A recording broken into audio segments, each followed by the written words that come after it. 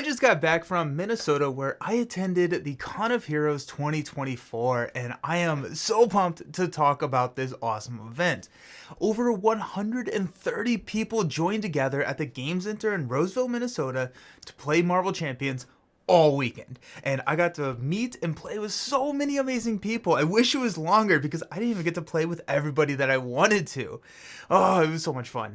So the Game Center was open. That's the local store that the event is held in. So the Game Center is there right next to the Asmodee and Fantasy Flight corporate offices. It kind of shares a parking lot. So the Game Center is where it was held, and it's also walking distance from the hotel, which the con organizers have negotiated a rate for.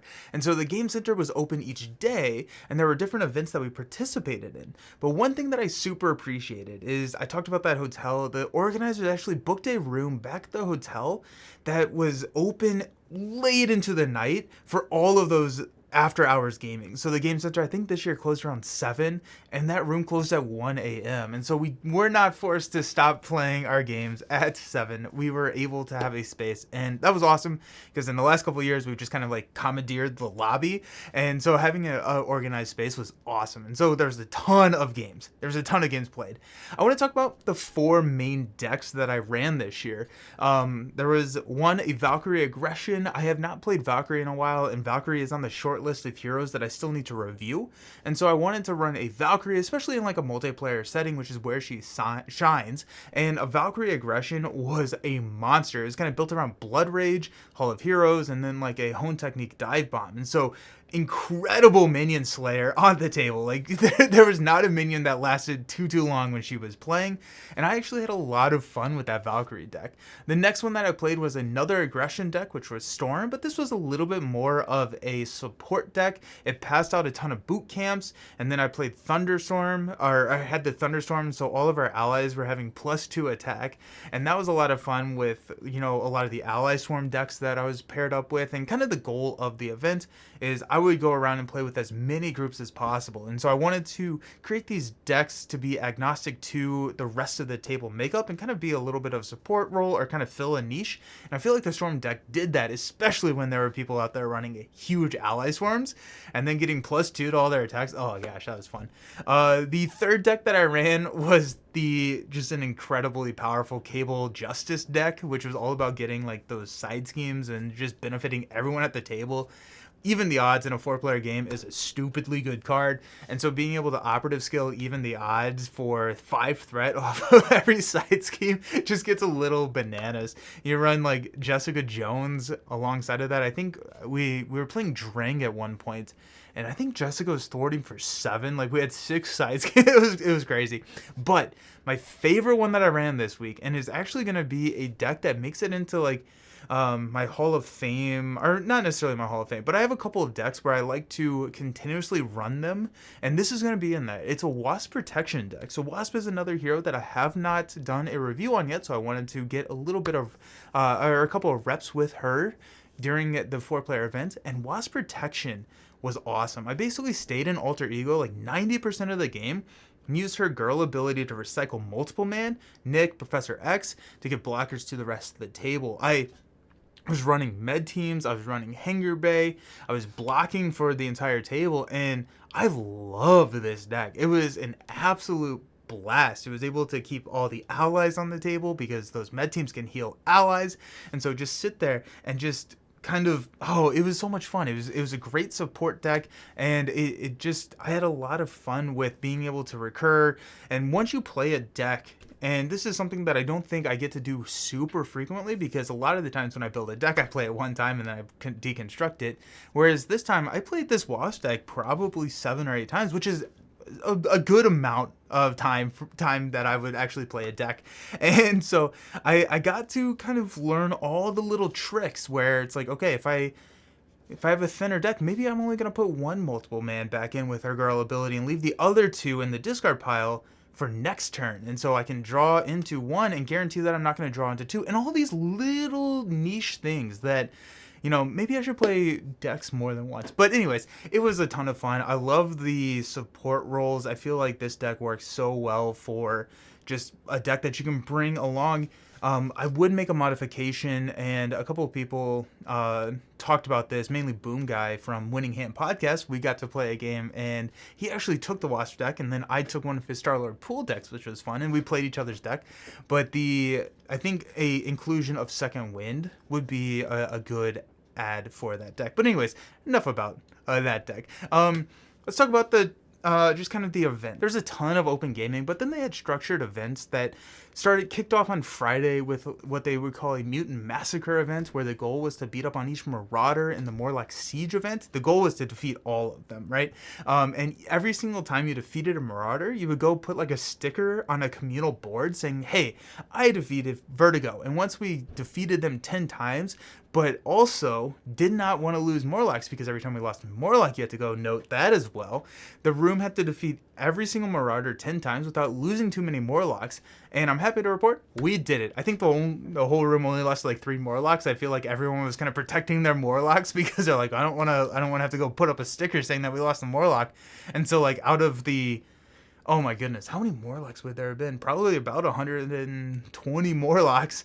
We lost 3 of them, so we cleared it easily. The next event was actually one that I was not able to participate in, but is the multiverse scenario where minions would be moving from playgroup to playgroup. Your actions could affect other groups' games. I love this kind of stuff. I was really sad that I wasn't able to join this year, but I super enjoyed the event last year, and I heard that it was pretty cool this year as well. Saturday was the big campaign of the weekend. Now, in between all of these structured events, we were playing a lot of Marvel Champions, which was a lot of fun, but Saturday, the campaign was way more customizable compared to last year, which was awesome. It was the Danger Room training campaign where we could pick 1 to 5 villains, so it was a modular length campaign as well, which was super appreciative because there are some groups that wanted to play the campaign longer, some groups that had obligations, no pun intended, where they would not be able to finish the 5 villains, and so being able to choose, and like we chose 3 villains to fight, it was a nice like choice of modularity. So we chose Dark Beast, Ebony Maw, and Taskmaster, and at the start of each one of those matchups, you would choose one of the 5 custom Danger Room training cards. So these cards would have like a negative impact to the game. For example, suppressing the X gene, and these are all custom cards that were created for the con itself.